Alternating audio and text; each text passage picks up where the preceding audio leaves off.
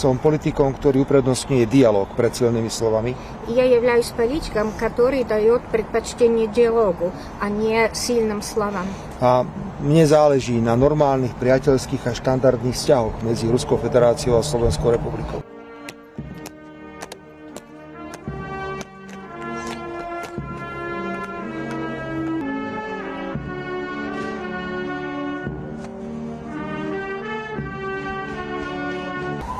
V Európskej únii máte vždy nejaké čierne ovce, tzv. Black sheep of the family. A ja teda patrím do tohto stáda Black sheep of the family. Как он в такой роли? Да.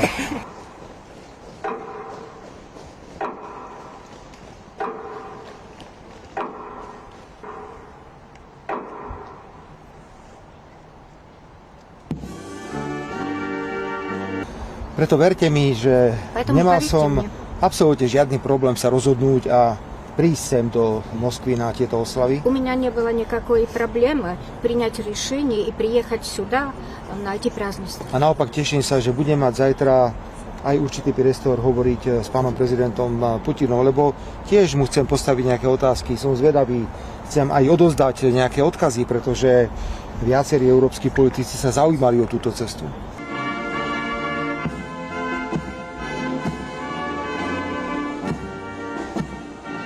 A ja verím, že táto cesta nebude len формальным проявлением úcty. И я уверен в том, что это будет не только формальное выражение уважения, Ale že aj zajtrajšie stretnutie s pánom prezidentom Putinom bude mimoriadne dôležité. но и